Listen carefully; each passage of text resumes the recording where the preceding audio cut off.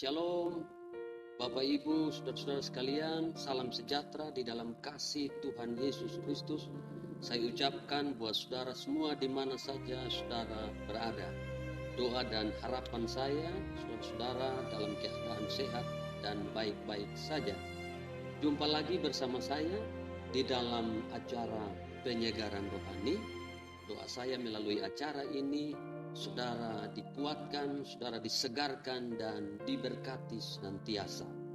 Baik, puji Tuhan, kita akan mulai acara kita pada saat ini dan kita akan awali dengan menyanyikan sebuah pujian bagi Tuhan.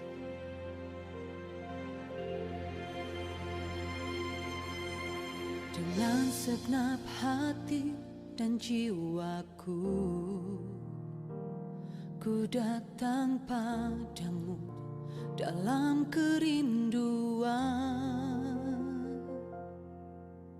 Kasih-Mu yang sanggup mengubahku dan menguatkanku dalam pengharapan.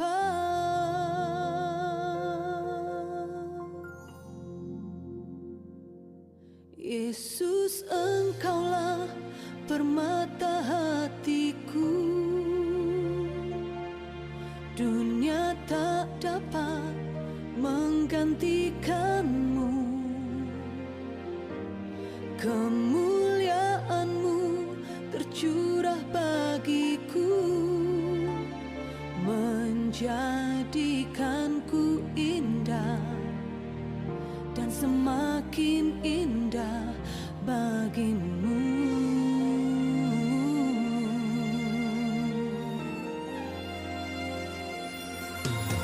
Dengan segenap hati dan jiwaku,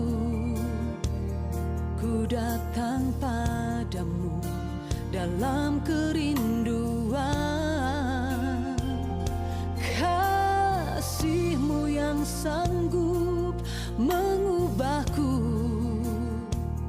dan menguatkanku dalam pengharapan.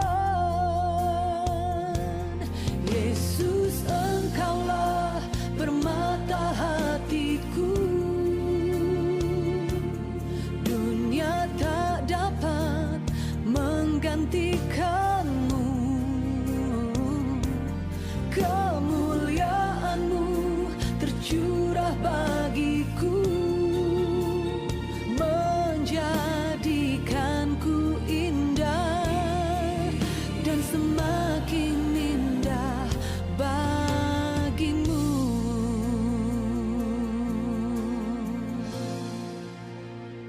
Puji nama Tuhan. Baik Bapak Ibu, saudara-saudara yang diberkati oleh Tuhan, kini saatnya kita mau menerima kebenaran firman Tuhan. Dan hari ini saya akan menyampaikan kebenaran firman Tuhan kepada kita semua di bawah tema muliakan Allah dengan tubuhmu. Sekali lagi tema kita adalah muliakan Allah dengan tubuhmu. Ayat bacaan kita terdapat dalam 1 Korintus pasal 6 ayat 20. 1 Korintus 6 ayat 20, demikian bunyi firman Tuhan. Sebab kamu telah dibeli dan harganya telah lunas dibayar. Karena itu muliakanlah Allah dengan tubuhmu. Sekali lagi saya bacakan untuk kita. Sebab kamu telah dibeli dan harganya telah lunas dibayar. Karena itu muliakanlah Allah dengan tubuhmu. Haleluya. Nah Bapak Ibu saudara-saudara yang diberkati Tuhan. Seringkali muncul pertanyaan begini. Mana yang benar atau mana yang lebih dulu? Selamat baru memuliakan Tuhan atau memuliakan Allah baru selamat? Lalu kira-kira apa alasan kita memuliakan Allah dengan tubuh kita dan bagaimana caranya? Nah, untuk menjawab pertanyaan-pertanyaan itu, saya akan memberikan beberapa penjelasan berikut ini. Pertama, apa arti memuliakan Allah dengan tubuh? Memuliakan Allah dengan tubuh itu secara sederhana diartikan bahwa seluruh anggota tubuh kita termasuk roh dan jiwa kita, kita harus pakai untuk memuliakan Tuhan. Atau dengan kata lain, seluruh anggota tubuh kita, kita harus pakai untuk menjadi alat kebenaran. Bukan sebaliknya, menjadi alat kecemaran. Perhatikan konteks dari ayat ini. Ya, konteks dari ayat ini adalah nasihat tentang percabulan. Nah, memuliakan Allah dengan tubuh itu juga artinya bahwa tubuh kita, bahkan seluruh hidup kita adalah untuk Tuhan dan bukan lagi untuk dosa. Di dalam ayat 13 dari bacaan kita, Alkitab berkata bahwa tetapi tubuh bukanlah untuk percabulan, melainkan untuk Tuhan. Ya. Kemudian kalau kita baca baik-baik dan renungkan baik-baik 1 Korintus 6 ayat 20, saya akan bacakan sekali lagi. Sebab kamu telah dibeli dan harganya telah lunas dibayar. Karena itu muliakanlah Allah dengan tubuhmu. Jadi kenapa kita muliakan Allah dengan tubuh kita? Karena kita telah dibeli dan harganya telah lunas dibayar. Atau dengan kata lain, karena kita sudah ditebus dan sudah diselamatkan oleh Tuhan. Berarti kita diselamatkan dulu, baru hidup kita untuk memuliakan Tuhan. Bukan kita hidup memuliakan Tuhan supaya selamat. Nah, baik, Bapak Ibu Saudara sekalian, memuliakan Tuhan dengan tubuh kita, itu juga artinya bahwa seluruh hidup kita, bahkan apa yang kita miliki harus kita pakai untuk memuliakan Tuhan. Roma 12 ayat yang pertama Alkitab berkata, karena itu saudara-saudara, demi kemurahan Allah aku menasihatkan kamu, supaya kamu mempersembahkan tubuhmu sebagai persembahan yang hidup, yang kudus, dan yang berkenan kepada Allah. Itu adalah ibadahmu yang sejati. Nah, saudara-saudara yang kasih dalam Tuhan, lalu yang berikut, apa alasan kita memuliakan Tuhan dengan tubuh kita? Apakah supaya kita selamat? Apakah supaya kita berkenan kepada Tuhan? Apakah supaya kita diberkati? Jawabannya tentu tidak. Melainkan karena kita sudah ditebus, karena kita sudah diselamatkan, dan sekarang kita menjadi milik Tuhan. Hidup kita bukan menjadi milik kita lagi, tapi telah menjadi milik Tuhan. Karena itu kita harus muliakan Tuhan dengan tubuh kita, bahkan dengan seluruh hidup kita. Di dalam ayat 19, ya, di dalam 1 Korintus 6 ini Alkitab berkata, atau tidak tahukah kamu bahwa tubuhmu adalah bait Roh Kudus yang diam di dalam kamu, Roh Kudus yang kamu peroleh dari Allah, dan bahwa kamu bukan milik kamu sendiri. Jadi saudara, hidup kita bukan milik kita sendiri, tetapi milik Tuhan. Karena hidup kita telah menjadi milik Tuhan, maka kita harus menggunakan hidup ini untuk kemuliaan Tuhan. Nah, saudara, alasan lain dari kenapa kita harus memuliakan Tuhan dengan tubuh kita, bahkan dengan seluruh hidup kita, adalah karena tubuh kita adalah bait Allah, di mana Roh Kudus berdiam di dalam hidup kita.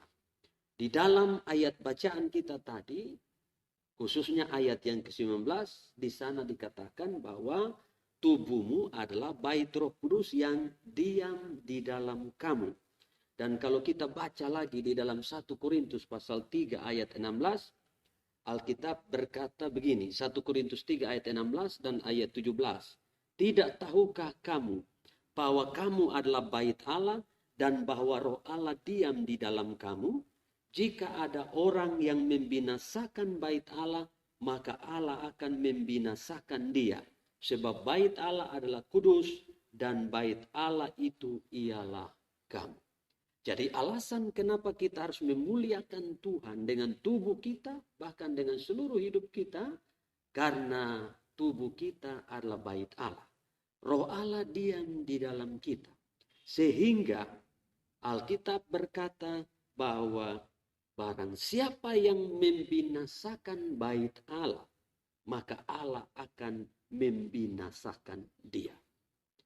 Nah, saudara-saudara yang diberkati oleh Tuhan, pertanyaannya adalah, kalau begitu, kenapa masih ada banyak orang Kristen, masih ada banyak orang-orang yang sudah percaya kepada Tuhan Yesus, yang tubuhnya, bahkan hidupnya belum mereka pakai untuk memuliakan Tuhan?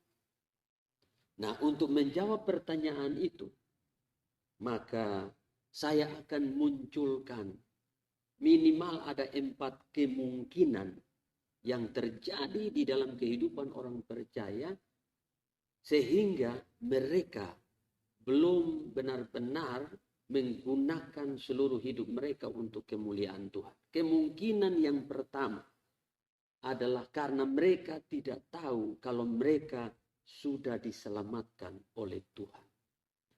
Jadi mengapa masih ada orang-orang Kristen, orang-orang percaya Yesus, yang belum menggunakan anggota tubuhnya atau seluruh hidupnya untuk memuliakan Tuhan?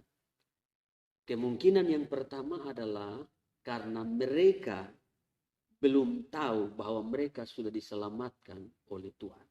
Sebab kalau seseorang tahu bahwa dia sudah diselamatkan oleh Tuhan, pasti dia akan berhati-hati menggunakan anggota tubuhnya. Kemungkinan yang kedua adalah mereka tidak tahu diri bahwa mereka sudah diselamatkan oleh Tuhan bukan karena perbuatan baik mereka atau jasa mereka, tapi semata-mata karena anugerah Tuhan. Nah, orang-orang yang tidak tahu diri tersebut, mereka akan hidup cuek, masa bodoh. Mereka tidak peduli dengan apa itu hidup menyenangkan Tuhan. Kemungkinan yang ketiga adalah karena mereka sengaja tidak mau tahu. Mereka memang tahu bahwa mereka sudah diselamatkan oleh Tuhan. Mereka tahu bahwa mereka diselamatkan semata-mata karena anugerah Tuhan. Tapi mereka sengaja tidak mau tahu. Sehingga mereka hidup di dalam dosa dan cenderung mempermainkan anugerah keselamatan yang telah mereka terima itu dengan menggunakan seluruh hidup mereka untuk melakukan hal-hal yang tidak berkenan kepada Tuhan. Kemungkinan yang keempat adalah karena mereka memang belum diselamatkan. Nah, orang-orang yang belum diselamatkan tentu mereka masih hidup di dalam dosa. Karena mereka belum mengalami keselamatan yang dari Tuhan. Mereka belum dimerdekakan oleh Tuhan. Sehingga mereka masih diperbudak atau diperhamba oleh dosa. Nah, pertanyaan saya buat kita semua. Kira-kira saudara ada di bagian yang mana?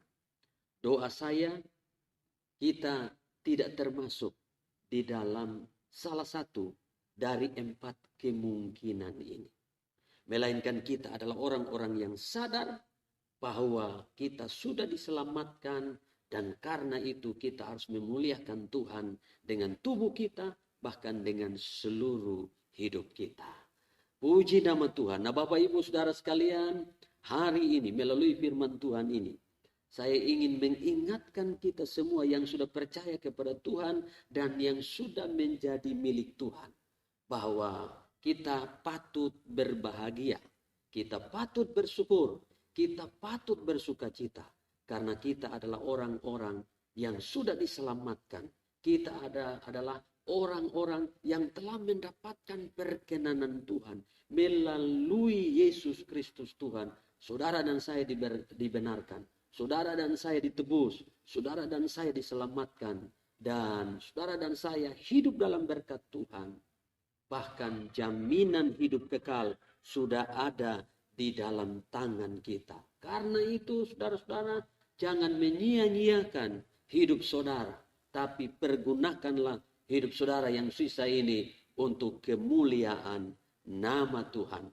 Sebab gaya hidup orang-orang yang sudah diselamatkan adalah hidup untuk kemuliaan nama Tuhan. Doa saya, saudara dan saya, termasuk orang-orang yang hidup memuliakan Tuhan. Karena saudara dan saya sudah diselamatkan. Saudara dan saya sudah diberkati dan akan terus diberkati oleh Tuhan. Bahkan jaminan keselamatan kekal, hidup kekal sudah ada di dalam tangan kita. Haleluya. Puji Tuhan. Inilah firman Tuhan yang boleh saya sampaikan buat kita semua. Semoga menjadi berkat bagi kita. Tuhan Yesus memberkati. Haleluya.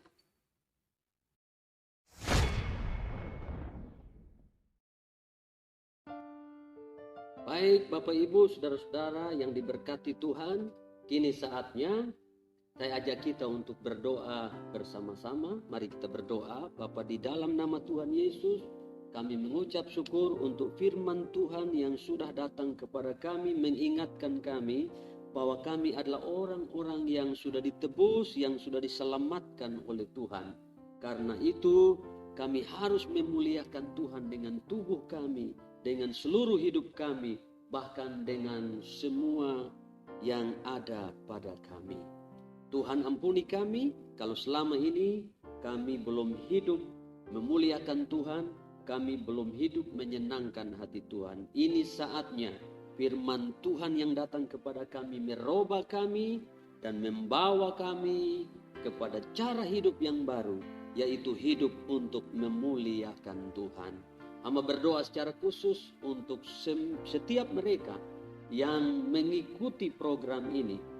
Kami berdoa biarlah Tuhan menolong mereka semua, agar mereka tahu bahwa mereka sudah diselamatkan oleh Tuhan, mereka sudah diberkati oleh Tuhan dan akan terus diberkati oleh Tuhan. Jaminan hidup kekal sudah ada di dalam tangan mereka, sehingga hidup mereka harus mereka pakai untuk kemuliaan nama Tuhan. Terpujilah Engkau Tuhan kekal selama-lamanya. Ini doa kami. Kami mengucap syukur pada kesempatan ini dalam nama Tuhan Yesus Kristus. Haleluya. Amin. Baik, puji nama Tuhan. Kita sudah ada di akhir acara dan kami tak lupa mengingatkan saudara untuk terus mengikuti program penyegaran rohani ini melalui channel YouTube Penyegaran Rohani FYL. Saya percaya melalui acara ini saudara akan selalu diberkati, dikuatkan, dicerahkan, dan rohani saudara akan selalu dibangkitkan. Dan kalau saudara diberkati melalui acara ini, kami harap Bapak Ibu, saudara-saudara sekalian bisa share sebanyak-banyaknya kepada orang lain, sehingga mereka juga bisa menikmati berkat yang sama. Sampai jumpa pada kesempatan berikutnya. Doa saya Tuhan Yesus memberkati. Haleluya. Yesus, Kau kebenaran yang menyelamatkanku. Kau memberikanku hidup dan pengharapan.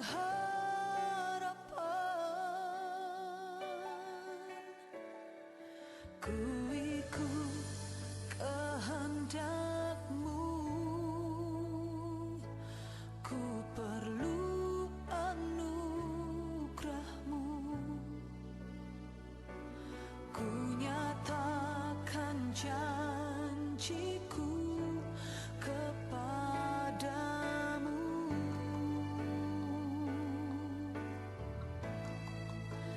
Kalau ku hidup bagi-Mu, hatiku tetap menyembah-Mu. Dunia tak bisa menjauhkanku dari kasih-Mu. Selalu